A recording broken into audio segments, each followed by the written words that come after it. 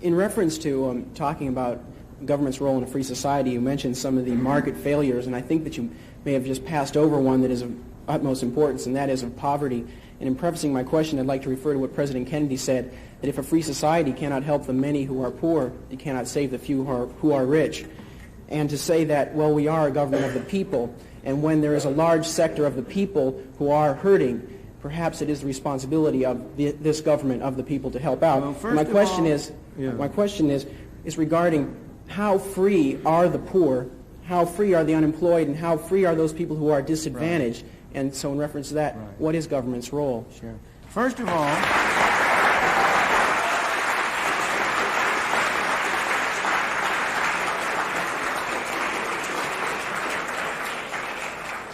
I'm glad to see one vote for the poor.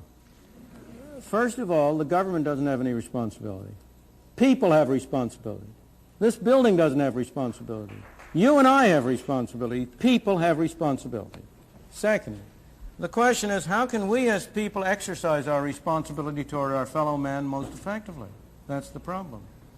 So far as poverty is concerned, there has never in history been a more effective machine for eliminating poverty than the free enterprise system and the free market. The period in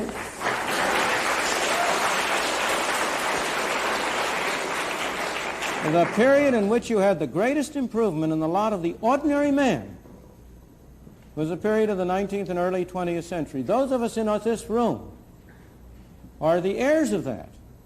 We benefited from the way in which our parents and our grandparents were able to come here. And by virtue of the freedom that was offered to them, were able to make a better life for themselves and them and us. But next, if you look at the real problems of poverty and denial of freedom to people in this country, almost every single one of them is a result of government action and would be eliminated if you eliminated the bad government failures.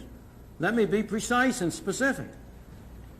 Why do we have so high an unemployment rate among black teenagers? It's a disgrace and a scandal. Why do we have so high an unemployment rate? First of all, because we give them lousy schooling through governmental schools, which make them unqualified to hold decent jobs. And second of all, we require employers to discriminate against them by not hiring them unless their productivity is enough to justify a minimum wage. The minimum wage rate is the most anti-Negro law in the books.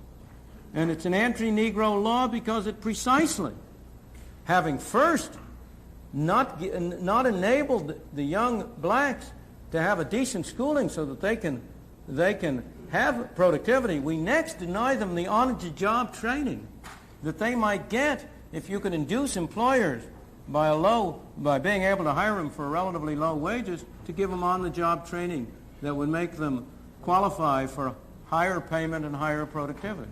In the third place, we have constructed a governmental welfare scheme which has been a machine for producing poor people. We have induced people to come under control of welfare. I'm not blaming the people, don't misunderstand me. It's our fault for constructing so perverse and so ill-shaped a monster as the whole set of welfare programs we have under which we encourage people, families to break up. We encourage people to move from one part of the country and come to another, under which we have, in effect, made many people poor. And yet, when all this is said and done, have I ever been where? Welfare or poor. I have, sir. Of course, more so than most of the people in this room.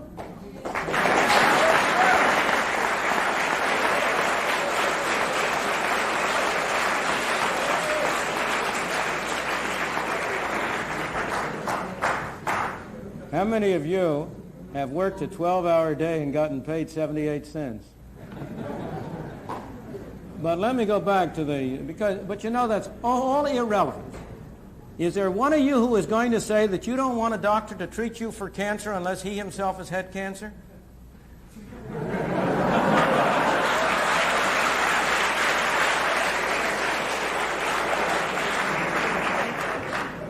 I could go down the line.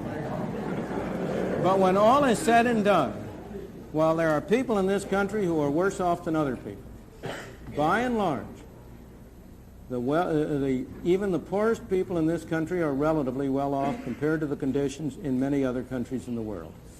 What we take as our standard of poverty, is above the average income of all of the people in the Soviet Union, let alone of the people in India or China or in other countries. Now, that doesn't mean we should be satisfied with it. We are a wealthier country and we've been more productive. And we should set higher standards by ourselves. But by the same token, we ought to have a sense of proportion.